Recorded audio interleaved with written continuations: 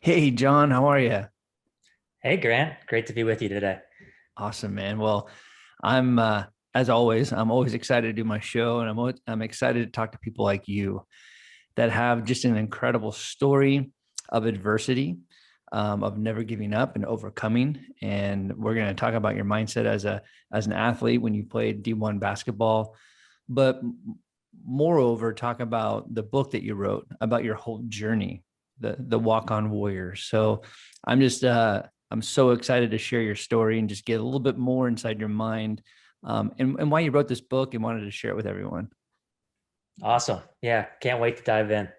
Cool. Well, let's get into it. Well, as I always say this to set the tone of the show, and also the work that I do with athletes. Working with mental performance skills and strategies. When you think about mental toughness, I can only imagine, and we'll get into some of the things that you had to go through as an athlete. But when you think about the two words mental toughness, what does that mean for you? Yeah, I've thought a lot about this, and I think you could answer it in so many different ways. But for me personally, it's always just been the ability to handle something kind of in the present moment and almost like take all the stressors, maybe all the present noise that's around me, and just really get after what's at hand. And I think that that's changed a lot for me, obviously, as a younger person when everything was about athletics and sports. And I feel like I just had maybe more clarity and less stuff going on. So it was easier to just go to class and go to lunch and go to practice. And it's kind of laid out for you, now with family and kids and jobs. And, there's almost all these external things that can distract you from trying to accomplish maybe what you want to accomplish. And so I think there's so many things that I learned just as an athlete, and especially an athlete at the Division1 college level, that have kind of changed just the way I've lived my life as I've gotten to be older. And my responsibilities have gone from just myself to obviously to other people, and even extended, more broadly into organizations and the way that I run a business today. Do you think, when you look back at your whole career as an athlete, and also I call you a corporate athlete now, but when you think about all from the beginning of competing and performing, do you think your understanding or perspective of being mentally tough has changed over the years? Yeah, I think it has. I think that there's a calmness that comes with mental toughness, that when you have confidence deep down that even if you don't know the answer, or you may not even know if you can accomplish something, it's almost just like the process you go through. I may even be arguing with my wife, and sometimes I think back and just say, man, I don't know really how to answer this, or maybe it's the wrong answer. But I feel like it's just kind of a peace in my own heart and mind, that allows me just like to have that conversation and kind of go through it with somewhat of a even keel.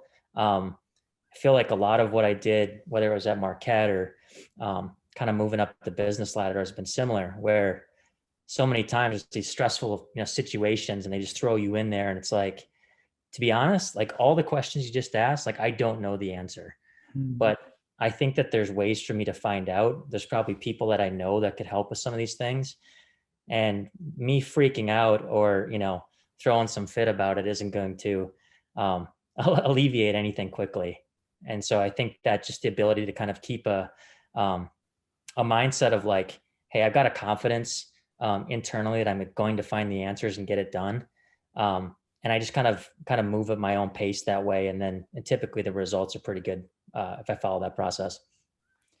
And and I know you have one. You probably have multiple ones, but when you think about that specific moment in your, let's just say when you played basketball, right? What was that one moment where you had to be mentally tough, where it stood out of all the things? Like, what was the most monumental experience where you had to be mentally tough? So this is a story, and sometimes it's like hard to go back to these things because 17, 18 years later, it's like I can look back at this and laugh. Right. And at the time, there was no laughing matter at all. Mm. Basically, I had trained for probably 30 straight days before my first strength and conditioning session at Marquette. I thought I was in tremendous shape, and I had done so many different cardio things and weight things. And for me, mentally, physically, I felt like I was in a great spot. So I show up at the strength and conditioning session, 6 a.m. We start on the dot, and it's just absolutely brutal. There's no clock in there. You have no idea when it's going to be over. And it just seems like there's just one thing after the next where you're like, all right, I'm good. And then like 20 minutes later, it's like, maybe I'm not so good. And then another 20 minutes later, it's like, I just feel like I've been here forever and my body's just going to like explode. And like, how much more of this can I do? I don't know if like physically I can do anymore. So at the end of this session, and again, I didn't know it's the end, but our strength coach puts us on this leg press. And I had heard stories about this from teammates and even other athletes at university of just like how brutal this stuff was. But he loads up all this weight. And every time another plate's put on there, I'm like, I can't lift that. There's no way I can do that much. Right. And he basically looks at me and is like, you've got to do 20 to get out. And it's like, 20, man, I've been doing sets of 8 or 6 or 4 with less weight, like for the last 30 days. So anyway, I do maybe 4 or 5. And like the 5th rep, it's just like bone crushingly painful, And it's one of those where he's yelling at me for slamming the weights down. And it's just this whole like, chaos in your mind of like, can I actually do this? My legs feel like they're going to snap. And I ended up just doing like one at a time. And I don't know how long it actually took me. I may have been sitting there for 20, 25 minutes. And it was the most mentally grueling thing probably up to that point in my life. Of just, he was there to break me, to basically say like, this is the level that everything's going to be done here. And I left there and I was just in such a blur. And I thought, if this is how things are going to be, like I'm never going to make it. But it certainly set a tone. And I think that it's amazing what I was able to accomplish after that, because it kind of opened my mind and I think even my body up to, there's just a whole nother level here for me that no one had ever even explored, including myself, that was possible. And so it's amazing when you think you've kind of reached the mountain, until somebody comes along that's willing to maybe put you in the most brutal of places. You may never actually get to where your true mountain is. It's such a great lesson of when you talk about like doing one thing at a time, right? I've done a lot of work in the weight room with athletes, and we have this saying, one breath, one rep. It's not about doing the 10 reps or the 20 reps. It's about just doing this rep presently with your breath. And so when you were just attacking it one rep at a time, even though it was excruciating, right? What do you think got you through it though? Because when we're faced with pain or adversity in a chaotic situation, a lot of times we listen to our thoughts. So a lot of times I'm trying to get athletes to talk to their thoughts so they can get back into control of their thoughts and start talking in the direction that they want to go with their words and their language. So was there any dialogue that was happening for you at all? Yeah, I think so. Prior to that point, I had gone through, we called them individual workouts, but it was basically me and 3 other guys doing like basketball and conditioning work just in the gym, so outside of the weight room. And that was the week prior to that. And all 3 of those times, 1 out of that group of 4 would quit. Literally just say, raising the flag, I'm done. I can't do anymore. As a human being, you're like, it's hard to see that. It's hard to see like a grown man just completely like laying on the ground saying, I can't go on, Right. And you lift them up and whatever. But when you actually then finish yourself, there's a certain like gratification and just confidence you have that I can do this. and I've done it now once, twice, three times. And so that gave me some confidence there of just like, I've done this before, maybe not Yeah. at this level. So that was part of it. I think the other part is I genuinely wanted to be there. I have a passion for basketball that it's hard to explain, but I wanted to play college basketball, but I really wanted to play at Marquette. My dad was a student there in the 70s. He was actually, on campus when they won their first and only men's basketball national championship in 1977. So for me to be playing at Marquette, it was kind of like, this is a dream scenario for me. And all these other guys, maybe they had other motivations, but to be, almost that sincere and to almost look back at my life and say, when I was 8 or 9 years old, it was bedtime. And the only times I got to stay up was when Marquette was on TV. Wow. So it meant something additional to me. And I think that, my subconscious probably was just like, hey, no matter what's thrown at you, you're going to get through it. Big time. And for whatever reason, as you're talking, like the movie Rudy comes up for me. Always want to go to Notre Dame, and he stuck with it. And we obviously know how that movie ended. Now, before we get into your book, Walk On Warrior, let's look at your relationship with basketball. What motivated you to play basketball? What was that thing that got you connected to the sport? It's probably a lot of factors, to be honest. My dad coached youth basketball when I was a kid, so he didn't coach me, but he coached like junior high girls at the time, and I was that little kid that kind of tagged along and would sit on the sideline and occasionally get yelled at for dribbling the ball and that type of stuff. But what I really loved about basketball was that I could practice on my own and get better. My friends were maybe golfing, and it's like my parents couldn't afford that, so golf was out. Some of my friends love football or baseball, but it was just somewhat limited as to what you could do on your own to improve in those sports versus had a basketball hoop on my driveway. And ultimately it was up to me if, I wanted to shoot the ball better, be a better dribbler or whatever. I felt like I could kind of control my own destiny that way. So basketball, just from a young age, was just the most interesting to me. And I think it's one of those things too, when you practice anything and you start to see results and you feel yourself getting better, you want to do more of it, which is kind of how I felt for most of like my teen years. Well, and I know you're going to get into your personal story is really rooted in the book that you wrote, Walk On Warrior. And we'll get into the story and all the things that made the story. But what motivated you to write the book? Because I know I wrote a book and it's a daunting task.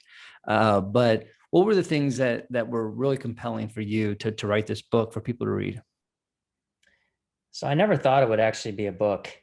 I literally started journaling a few things when I was in college, more just because I thought they were interesting. And I thought, man, I just would love to like record this moment in time because this has never happened to me before, or we just had this crazy workout, or I met this NBA executive, or Nike just came into the locker room and showed us these, exclusive shoes that we're going to get next week.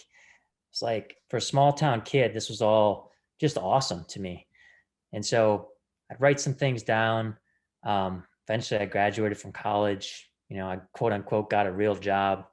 And I never really went back to any of it, to be honest with you. I thought maybe I'll pass some of the stuff on to my kids when I have kids. But ultimately, like, it wasn't a huge priority for me. And it wasn't until I met my then wife and we moved to Portland, Oregon. And she was in a 3-year medical residency where she was working 100+ hours a week. And I'd come home for work. She was working. I'd wake up in the morning. She's already gone to work. Like, it was just a crazy couple of years.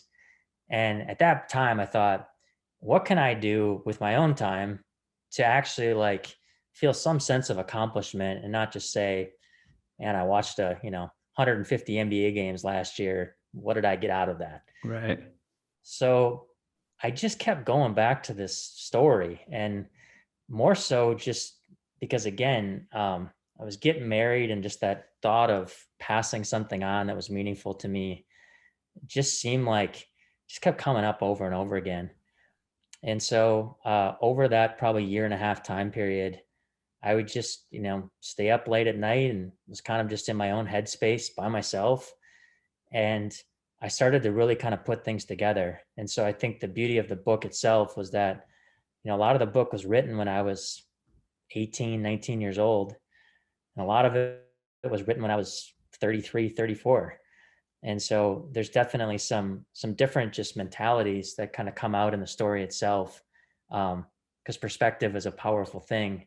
And I kind of kept some of that because there were parts when I read what I wrote in 2003. I'm like, I don't know if I feel this way anymore. But it was like, I wrote it that way because that's how I did feel. And a lot of people forget that when you're that age, you're kind of still a kid. Oh yeah.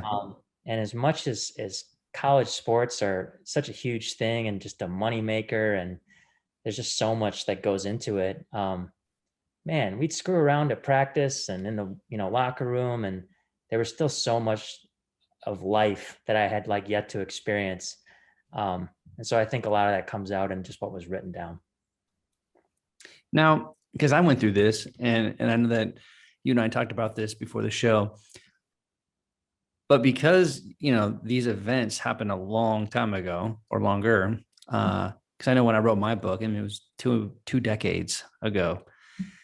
So when I was going over some of these things, just like certain moments in games or practices, or certain conversations I had with coach, like I'd go, okay, did that really happen? Like, or is it after so many years? And if I put it out there, are my teammates going to agree with me that's the way it happened? And then I got to a point, I'm like, screw it, it's my truth. This is whether what they saw might have been different, but it's what I saw and what I felt. So I had to go through this like vulnerability process of like being okay with what happened 20 years ago.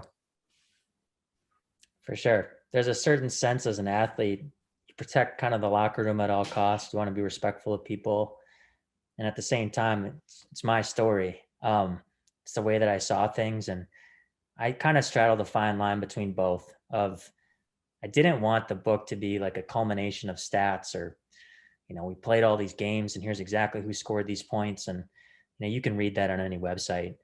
But I wanted to take people back into, this is how I felt doing some of these things. These are stories that nobody else could tell you, unless you were maybe a teammate of mine. But even then, to your point, I probably saw things differently from my standpoint than maybe our, future NBA point guard did, or, a guy that was a 5-star recruit as a freshman, and his experience obviously coming into college was much different than mine. So I did come to a certain piece there. And then, at the end of the day, it's not like you're necessarily looking for feedback, but we're all human beings. Right. And when former coaches or teammates and such, hit you up after they read the book and share their kind of views or feedback, or they laugh when you tell stories about certain things. I really got a kick out of that too, because as much as, again, you don't care, you do care. Yeah. And it's just nice to have those dialogues. And what do you want the reader to take away? And is it just for that athlete that's walking on it doesn't matter, Division1, Division2, Division3, who's it for? So I think this has somewhat changed too, just based on all the people that have read it. But I've gotten a ton of feedback from parents on like, wow, this is, maybe I want my kid to play college anything. I didn't realize it was like this. I think that there's a very kind of raw authenticity to what's in that book, in terms of just the truth. And I think one of the reasons why I wrote it was to appeal to a 12, 13, 14-year-old kid that might say, well, that's my dream, but like, what does it actually take to get there? And do I have the same doubts at 14 that John did at 14? The answer is yes. Of course, like nobody knows where you're going to be. Right. But I think like, part of just my own headspace when I was in high school is just get the most out of what you have. Um, Try to develop areas where you know that you're weak. Be honest with yourself. And if somebody gets on you about something, you may hate it for a day or two, but find the truth in that and say, this coach just said I'm slow laterally, Right. or your shot release is too low. He or she, they're right. And I got to get in the lab and I got to change some of those things. And at the end of the day, that was one of the, I guess, true privileges of playing at that level, was just had a lot of time to work on it. And I really enjoyed the process. And share with my listeners truly how hard it is to walk on a Division 1. I don't care what sport it is, especially basketball. I mean, when you think about basketball and football and baseball, and again, even on the female side as well, it's hard. So from your perspective, how hard is it to walk onto a D1 in a premier basketball program? I always liken it to just imagine, anyone's life now as an adult. You wake up, you have breakfast, you work, let's say from 8 to 5, 8 to 6, maybe you work more, do some things at night, but like that's your day. Imagine if your day started at like 4:30 or 5 and you had a conditioning session for an hour and a half and you ate breakfast and you went to class from 7 to noon, had lunch, you practiced for like what the NCAA max typically is what these coaches get out of it. So it's usually 3 hours. You have dinner, you go to a required study hall from 6 to 8. And we used to have a thing at Marquette called maximize the day. So all of a sudden at 8 o'clock, it's like, I'm done. But we had this board in our locker room where you would basically, you were tracked on doing extra things from 8 p.m. till whenever. Oh, wow. And so I love the concept. I'm all about like, let's fine tune what we can. But if you just think about that mentally, it's like I'm exhausted and yet I'm going to go back to the gym at 8:30 and do all this stuff and take a shower and then get up and do it over and over again. And most people I know say, "Oh, I could do that." Sure, you could do it for a day, but try Right. doing that every day.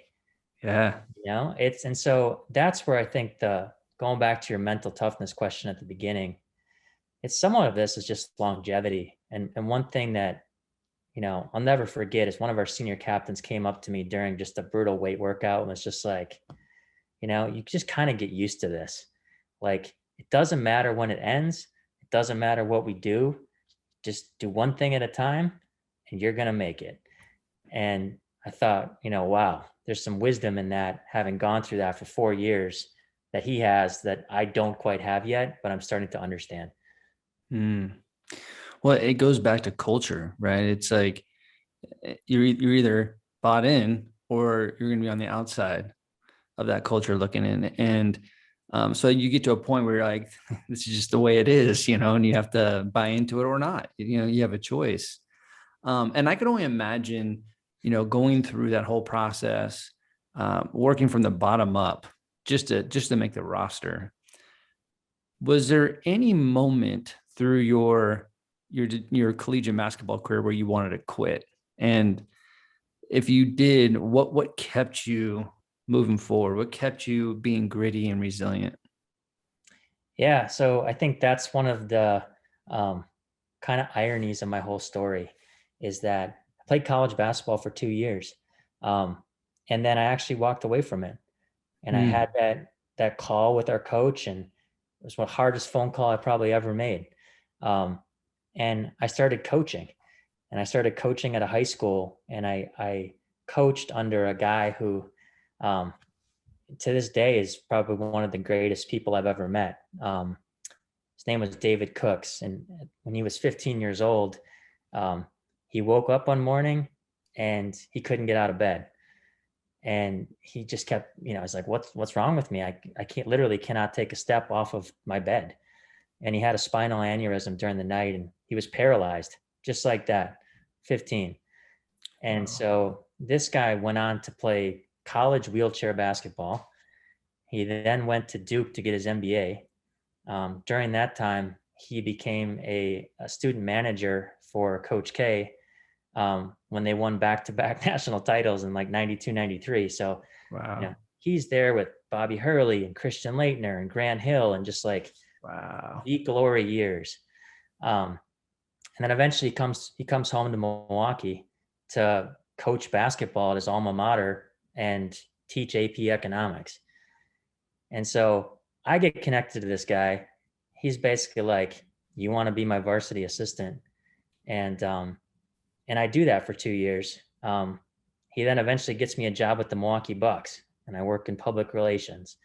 And so I bring all this stuff up because I feel like me walking away from playing, often has like a negative connotation. And yet I just had such a diverse experience with basketball, even in the short 3, 4, 5 years that I just talked about, that was just super, super meaningful to me. And I think it just gave me a very broad perspective on like what was possible through basketball for me. Yeah.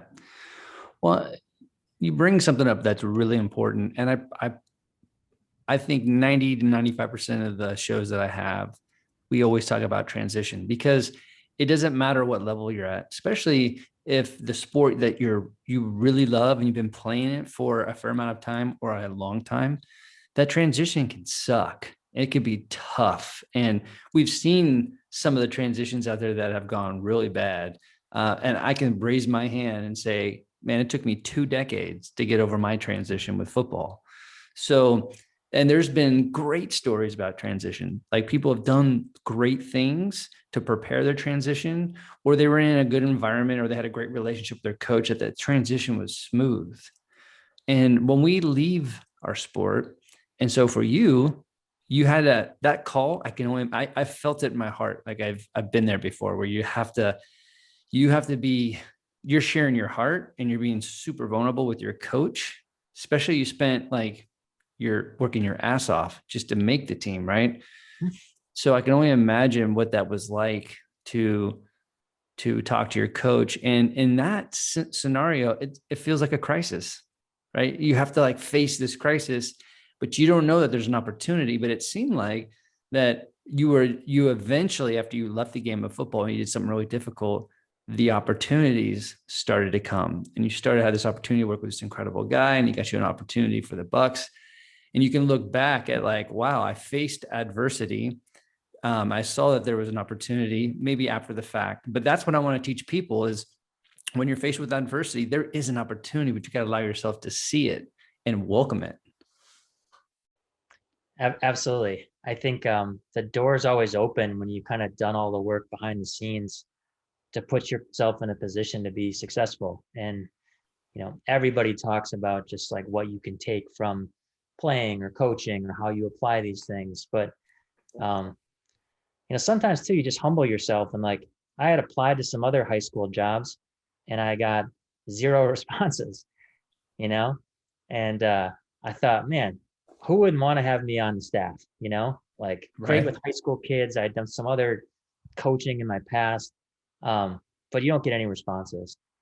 And, I'm a spiritual person and I believe that there's some divine intervention there too. But it's like, what are the chances that this guy emails me back, wants me to come in? We form kind of this special bond. Um, and, really for the next couple years, I went in every day, half hour before practice, just to like talk to him. Talked about basketball. We talked about girls. We talked about what I wanted to do with my life.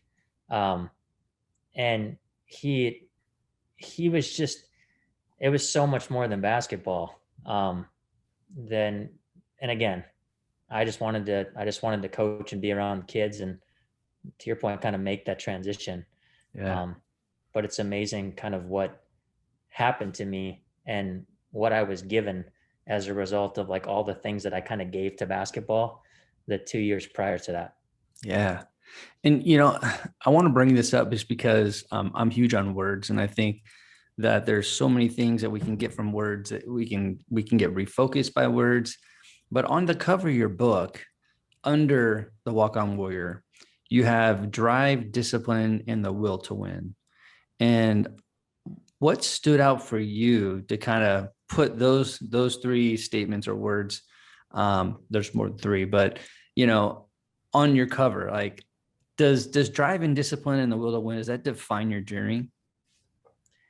Yeah, I mean, I spent weeks, maybe months, coming up with that like three-tiered phrase, because I wanted it to be just reflective of the journey, like who I was.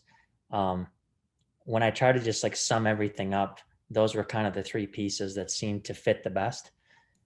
Um, and so I totally agree with you. It was like, this isn't just like a basketball story, or, there's a lot of underlying things in here about those three things, um, that, again, you never know how it's going to connect with an audience. But when you get feedback from like non-athletes or parents who don't really care about basketball, and they're like, I found a lot of value in this, Hmm. um, that kind of, I guess, just helps like reestablish why I put those three phrases on the cover. And just I want to dig in a little bit on the will to win or will to win, because there's a lot of people want to. It's about winning, and it's not all about winning. And winning, everyone has a different internal representation of it, has a different meaning of it. So when you put these words down in your book, will to win, is that winning the process? Is that winning in the moment of adversity? Is it actually to get the W, to win? What does that mean for you? Yeah, so I think for anyone that reads the book, again, basketball was certainly like the thread that held everything together. But there's a lot in the book about what happened after basketball. Because again, I, wrote some of that stuff when I was far removed from playing. And I think you see the will to win in a lot of those things. Um, I was the national salesperson of the year at the company that I worked for a few years out of college, and I stood on a stage in front of 10,000 people and basically gave a keynote speech as to like what I did to deserve this, right? Wow.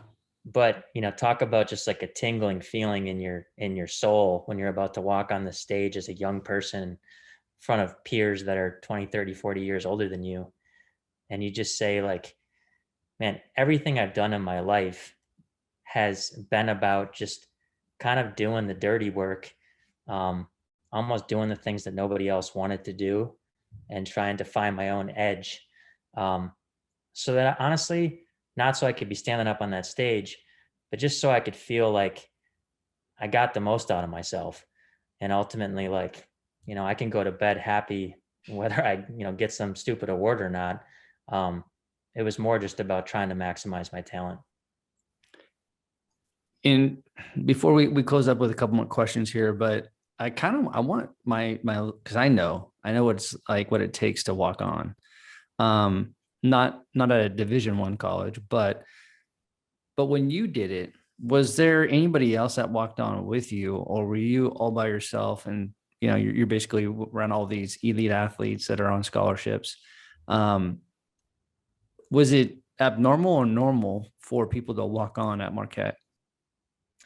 So I was in a bit of a unique circumstance, just because I never thought I would have an opportunity. There were a couple walk-ons previous year, um, and those guys didn't decide that they didn't want to come back until like July. Um, and so again, I happened to be working basketball camps down there, and I would scrimmage with players, coaches, summer camp coaches, like in the evenings. Um, and one night, one of the assistant coaches just came up to me and said, "We have a spot open." Um, and when camp ends this Friday, you basically have 45 days to get in the best shape of your life and come back, and you'll have an opportunity.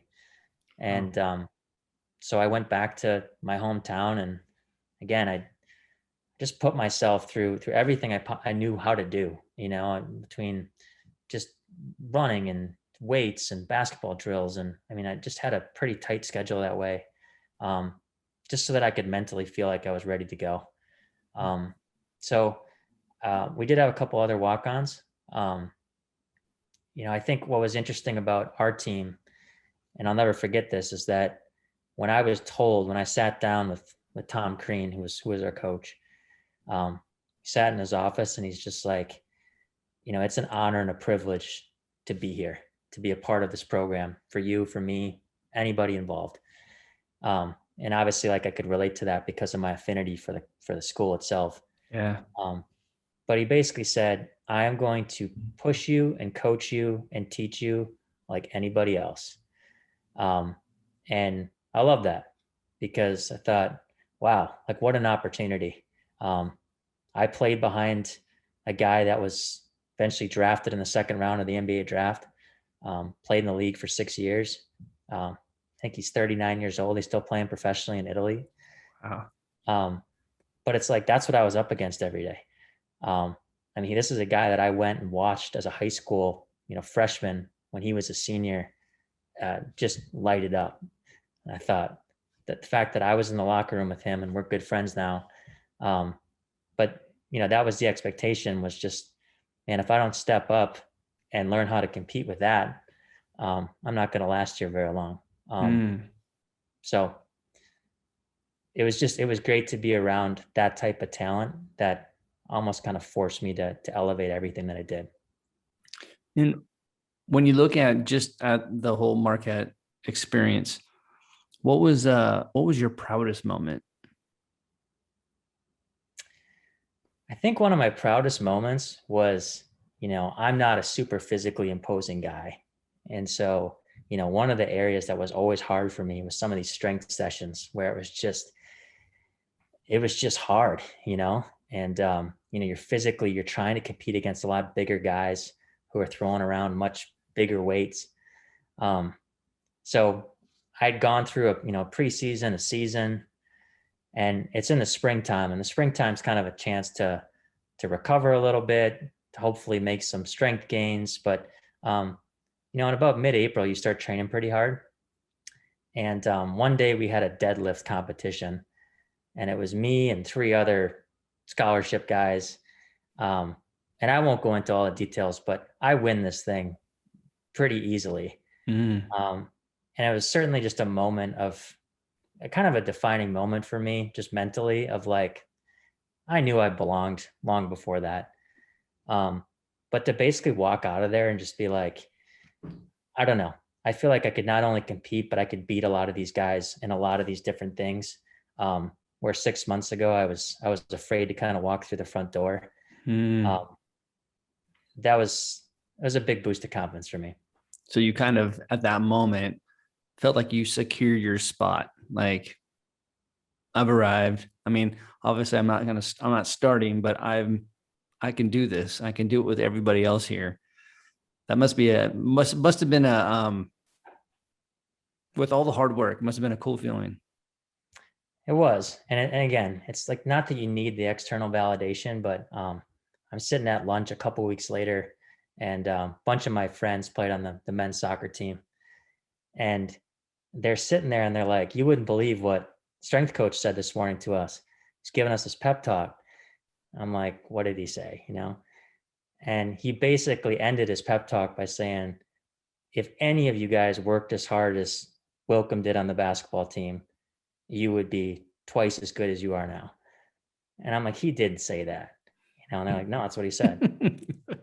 And so, again, to kind of be berated and pushed as hard as I was by a guy that probably never affirmed anything that I did, to me, and then to hear that from some of my peers, again, I felt like deep down he had a ton of respect for me, even though his job wasn't to tell me that. And he probably never would, until I was out of the program, so right. That was a special moment for me too.